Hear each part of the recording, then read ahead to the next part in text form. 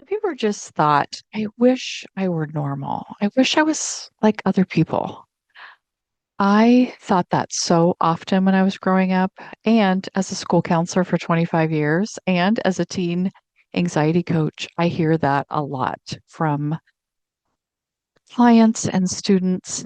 And I'm sure even my own kids said that at some point. I think probably everyone thinks that sometimes.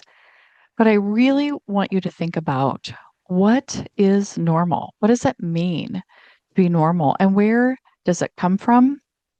And if you didn't know, I want you to know that it is made up. There is no such thing as normal. I did an episode 5 years ago, and I think it was episode number 9. So you can go back and listen to it because I had listened to and read this book by Jonathan Mooney called Normal Sucks. And it just I mean, I think I cried through so much of it because I just thought how much we have damaged kids by making things normal and not normal.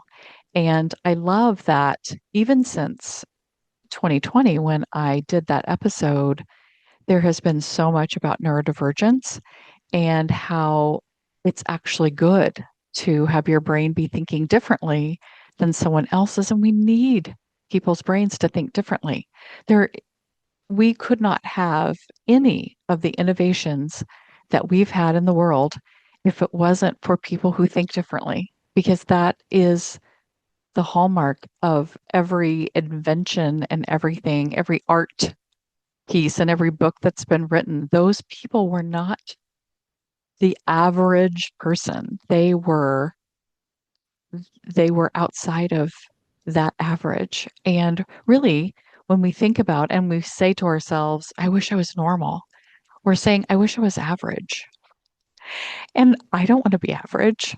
I want to be, I want to create this legacy in the world that I stood for people who needed support and love and belief when they didn't have it.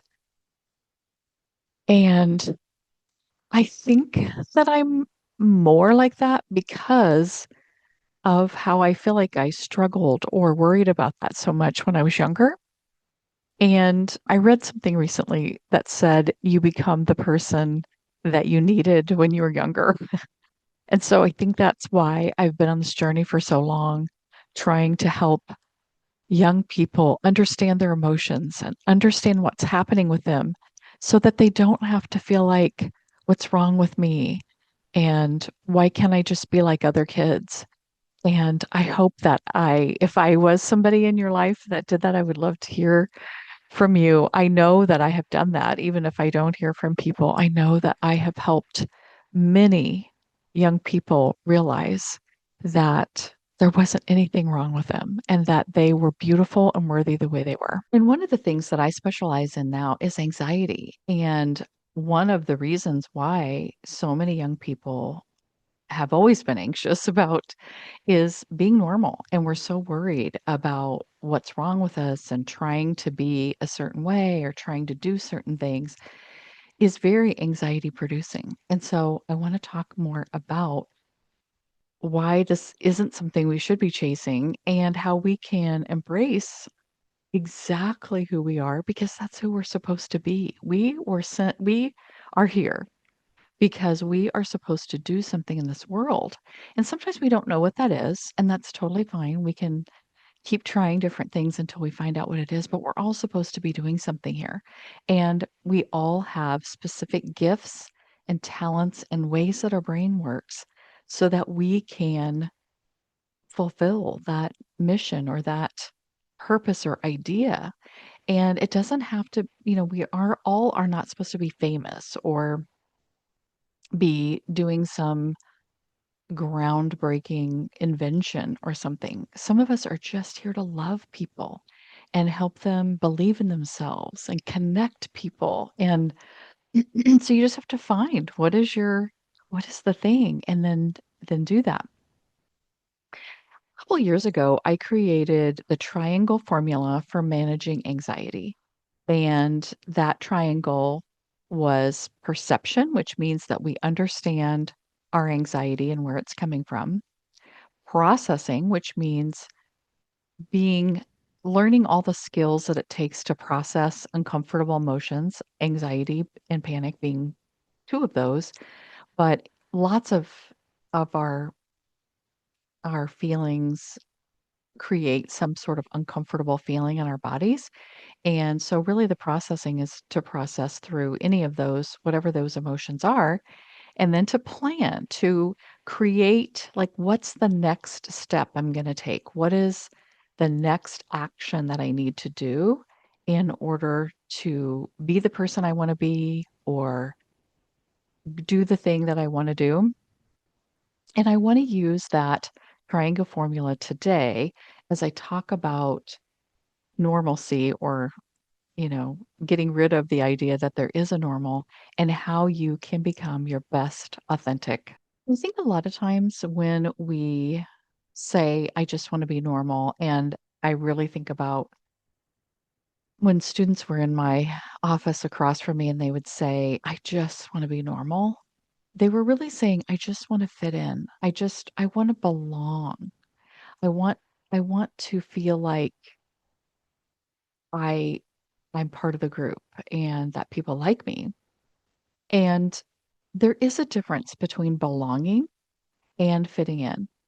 And fitting in means I'm going to change me or the things that I like or do. I'm going to pretend to be a certain way so that the people around me accept me better or don't think something about me or maybe will be my friend or whatever it is that we're doing. But belonging means that we are accepted just the way we are, that we come as a full person to the situation and that people embrace us and want us to be part of that group.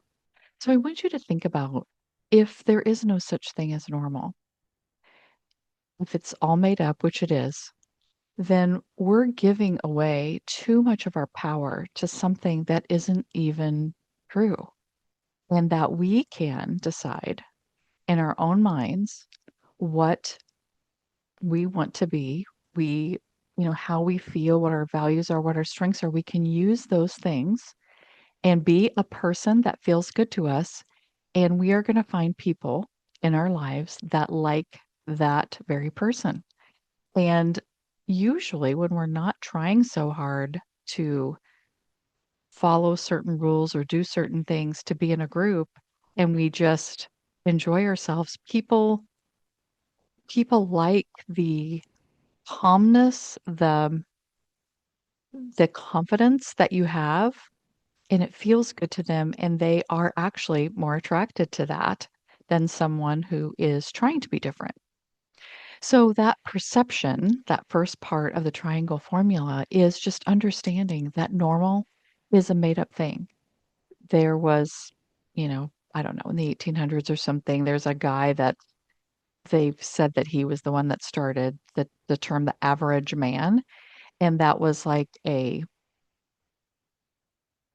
took this average or what they said was the norm. And then they made a bell curve out of it. So the normal person was in the middle of the bell curve. And then anybody that was on the sides was abnormal.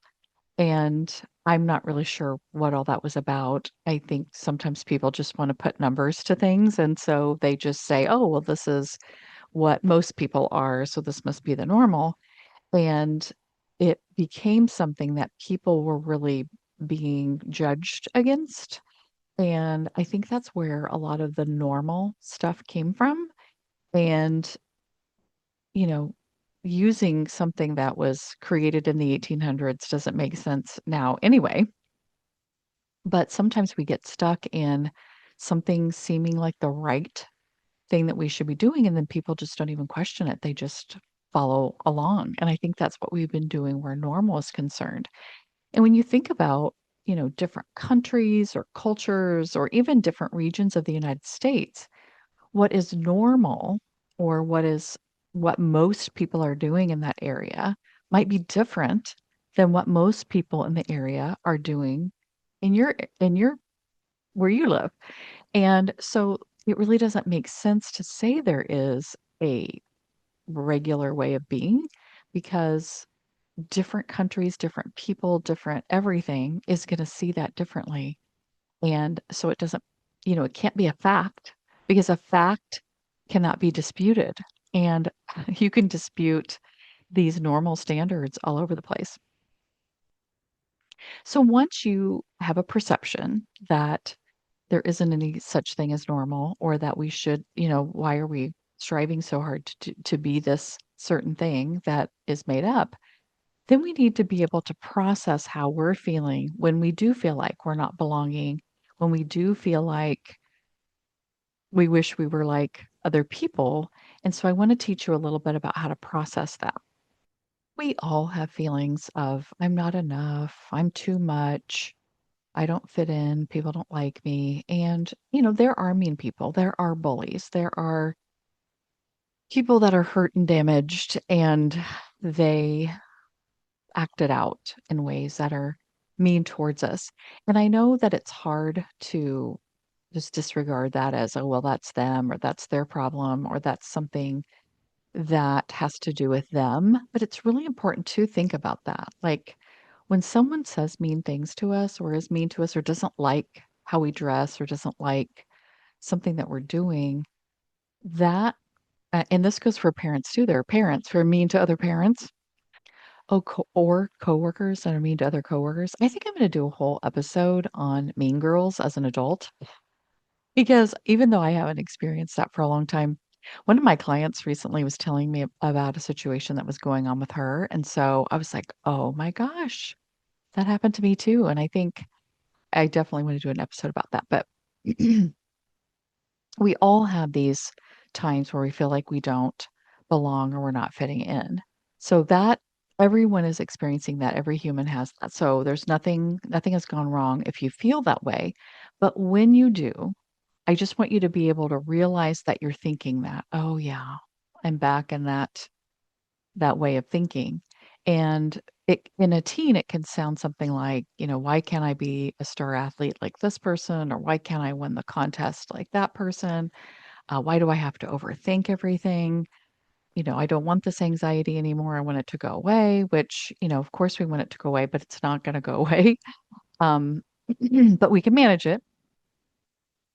And for parents, that might sound like, why isn't my child like other people's kids? Why do I have to, deal with this or that? Why don't I fit in with my coworkers or whatever? I had a parent one time come into my office and she said she was really worried and upset about her son who had went out for baseball and made the team the year before, but he was telling her as it was getting time to do tryouts for baseball for the next year, he said he didn't want to. And she said, "I just think this is the wrong choice. Like he needs to go out for baseball. Like I just think he's choosing not to go because it's too hard or he doesn't like the anxious feelings he has about trying out." So she and I talked through some of that, like exactly was he saying, what happened here and in this situation and that situation. And as we went around to the different stories and I was asking her different questions, I said, let's look at how you're feeling about this situation that he's not trying out for baseball. And when we really drilled down into it, she said, I will be embarrassed because my child just should be in all sports. Like that was her story about what a normal parent or a normal family is like, is that your kid is in a sports event every season. And I said, what if that isn't the standard? What if it doesn't matter whether he's in baseball or not? And it was just a different way for her to think about it. Oh, that's a story that I made up that everyone should be in an event. And there are parents, I've experienced these parents before that do believe that that is the way it should be and maybe make people feel bad if they're not doing that. But that is on them. You do not have to buy into the stories that your child has to be in a sporting event every season, or if they're not in 10 competition, whatever, then something's bad about your family or something's wrong with them. sometimes that's too much. And there were kids doing things when I was a school counselor, like they were in so many activities that I was like, I would hate that so bad. And sometimes I really believe the child wanted to do all those things and they were very excited about doing all those things, and that's great. If your child is very excited about being in 10 different things at the same time, that's fine. But I think a lot of times they're also feeling the pressure of my group says you need to be in 10 things, or I've got it into my head that I'm supposed to be in 10 things, or my parents thinks I'm supposed to be in 10 things. And we really need to process our stories and our ideas about, is that really the way it's supposed to be? And we don't have to follow what other people are saying because all of that stuff is made up. Somebody made up somewhere that people are supposed to do this stuff, and then everybody just follows along, but it doesn't have to be like that. I said earlier that the reason that that I did the normal episode back in episode 9 was because I had read a book called Normal Sucks by Jonathan Mooney, and it just spoke to me that summer so much, and I couldn't wait to share the information with everyone. And just to remind you, Jonathan Mooney was, when he was growing up, he was labeled as stupid and lazy. And he actually didn't learn to read until he was 12 because he did have dyslexia and ADHD. Now, I don't know that he was diagnosed as a child because maybe some of those things were kind of still being figured out.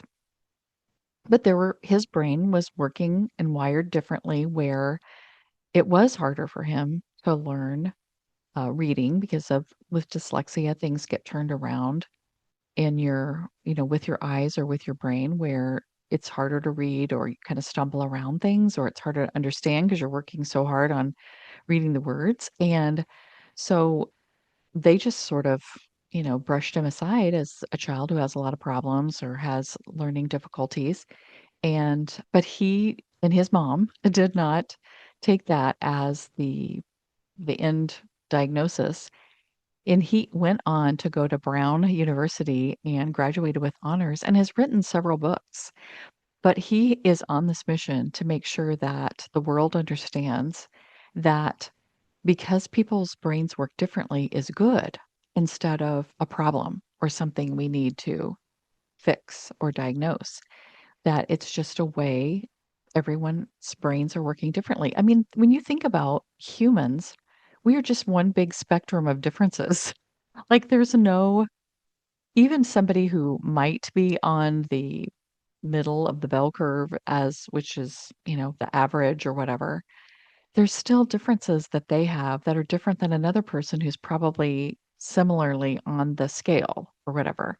So there's nothing that says that there's any certain thing in these differences that's better than another person.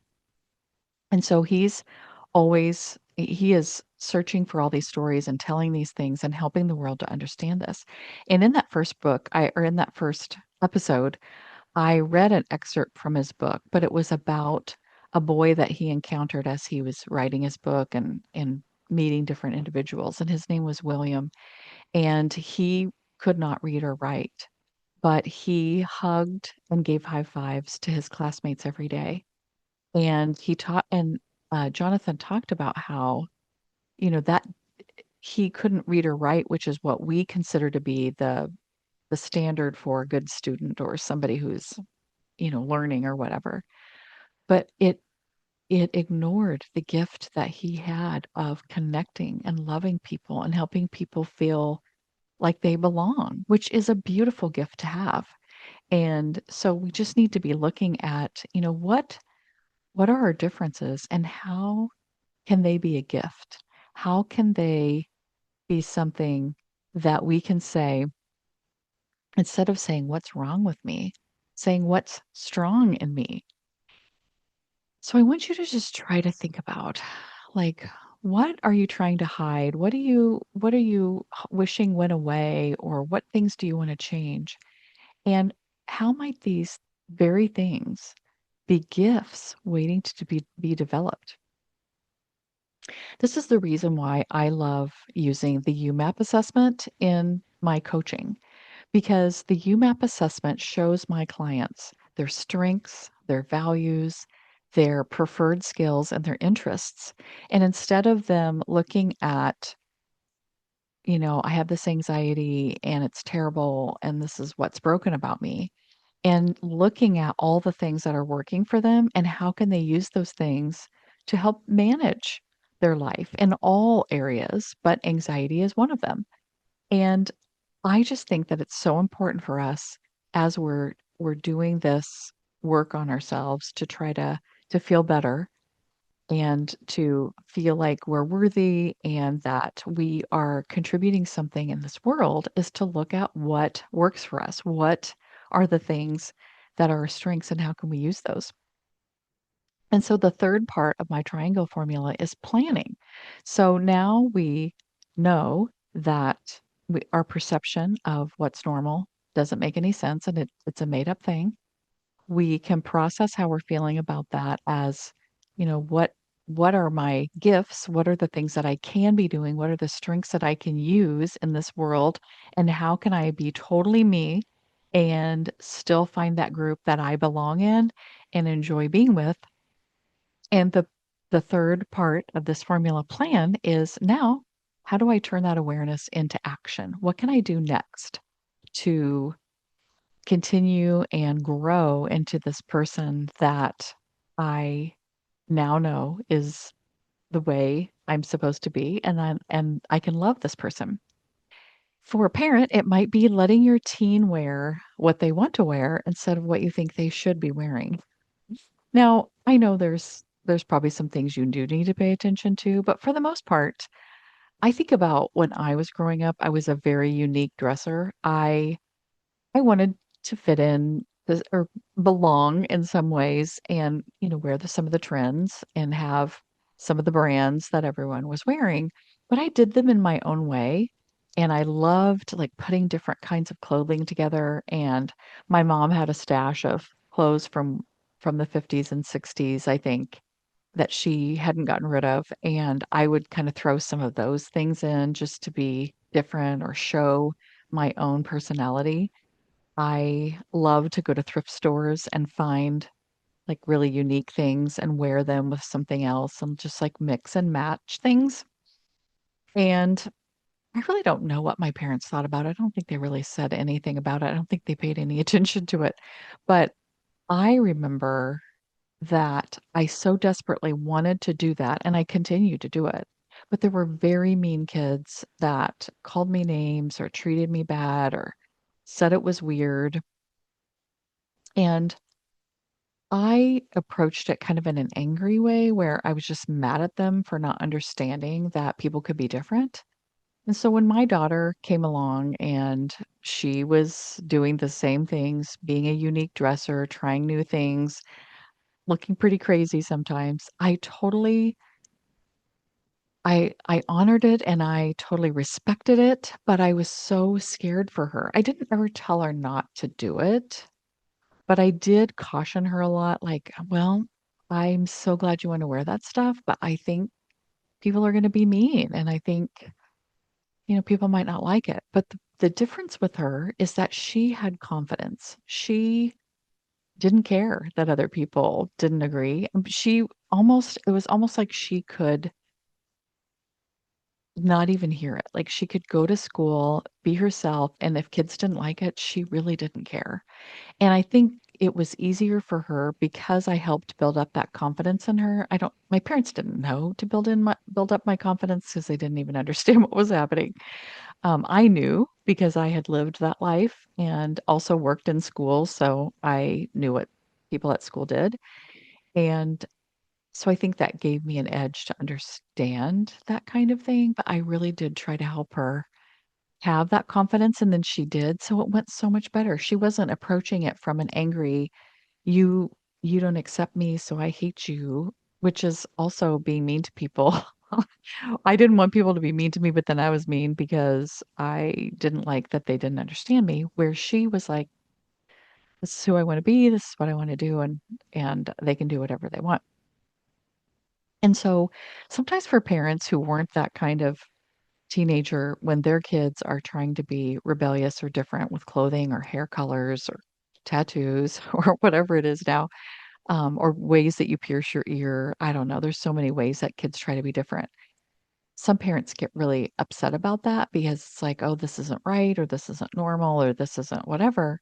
When really, allowing you to change your story about what you think people should be doing or what parents should be doing or whatever can actually be very freeing for you. Maybe it's speaking up in a meeting, even though you know your voice is going to shake, or even though you might get emotional. I know so many people don't want to be emotional at work, and I didn't either. But sometimes I was like, this is who I am. I get emotional when something's very important to me. And I didn't really talk out in meetings very often. But if I did talk out, it was important, and with that importance came emotion. And so accepting that it was okay, that I could be emotional and still be professional. And maybe that's something that you need to think about. Or maybe, especially as the holidays are coming up, maybe you feel like you need to keep up with the Joneses and have all so many lights or decorations out, or you need to go to so many different activities, or need to have so many parties, or people need to attend certain things. And what if you just let it be? What if you just do the things that you want to do? What if you just do the things that feel good to you and you just let your kids do the things that feel good to them? And you just don't worry about what other people think or what they say is regular or the right way to do things. And when you notice that your brain is going to the shoulds or the way it should be or what people should be doing, think, oh, I'm not supposed to be them. I'm supposed to be me. And maybe that's something that can help you feel better. Or maybe have the mantra, I give myself permission to be real. I give myself permission to be me. I find that to be so calming. And maybe even putting your hand on your heart so that you can just give yourself a little love that it's okay. You're okay as a parent. There aren't any specific rules about what you're supposed to be doing or how you're supposed to do it. There's no rules about what your kids are supposed to be doing. And remember that brave action, that planning, that third piece of the triangle is just sometimes looks like this very smallest step. But when you keep making those small steps, you're going to look back and be like, oh my gosh, look how far I've come. Look at the things that I've done. And I just think that that's amazing. So let's recap this triangle formula in the sense of breaking out of what society says is normal. First of all, just perceiving that normal is a made up thing. There's no such thing as certain things that we're supposed to be like because everyone is different and it's okay. And actually, the people that are different, the people that are outside of what was used to be considered normal, are the people who are doing the things that we need in this world. We need people that are just connecting and loving people and helping, inspiring people. We need people inventing things and writing books and creating art. And those people are always outside the average. And so we should be celebrating being outside the average and that our kids are outside the average and that we are outside the average. And just processing that knowledge and just allowing ourselves to talk to ourselves in a kind way when we are being unkind or getting in those loops of thoughts that we should or shouldn't be doing certain things, it's okay. And, that's the story I used to tell myself. Now I'm telling myself this new story and just feeling the feelings because all the feelings are regular and okay and human and what all humans experience. And that we're going to feel them sometimes. And then we're going to work through them. We're going to allow them to flow through our body. And then we're going to think about what's our next brave action that we're going to take. And that's our planning. So when you catch yourself thinking, I just want to be normal, I just want to fit in, just think, okay, what am I perceiving right now? How can I process this feeling and not fight against it? Just allow it and think about it and think about what's our next brave action. You were never meant to be average. You are here for a mission. You just need to keep working at what it is. I'm still working at what mine is. I know that my mission is helping young people feel better. And whether I'm doing that through my work one to one with young people on managing anxiety, whether it's me working with parents in my parent membership and helping them, because if I help parents to feel better about their parenting, their kids are going to feel better, which again, there's my mission of helping young people. And I'm also still working with school counselors in my state and in the whole United States, helping school counselors access everything they can to be the best school counselors that they can be. And if I can help school counselors do that, I'm helping young people feel better. And I know that this mission is still unfolding. This mission is still being created as we speak, and I would love for you to be a part of that. Whether you work with me one to one as a young person, and I work with college students as well as high school students. And so if I can help you one to one, if I can help you one to one manage your anxiety, learn everything there is about yourself so that you can move through the world with confidence, that's going to help so much. If I work with you as a parent, and whether you're a parent of one of those teens or young adults, or if you're just a parent in my membership trying to figure out how do I help my child with anxiety, or what are some things that I can do to be a better parent, or if you're one of those school counselors out there that's learning from me in ways that you can make school counseling better, I am so glad you're part of this mission. And I'm just going to keep working so hard to be that person because I know that that is my mission and legacy in this world. And it would be so fun if I could meet you and know that you are part of this too. So I will talk to you soon. I also forgot during when I recorded this episode that I created a redefining normal reflection guide that you will find in the show notes or the description in this video. I want people to be able to have some sort of a checklist or some journal prompts that they can write on or think about to help you redefine normal because there is no such thing. And so just create your own normal, whatever you want it to be. And that sounds way more fun to me. So check that out and I will talk to you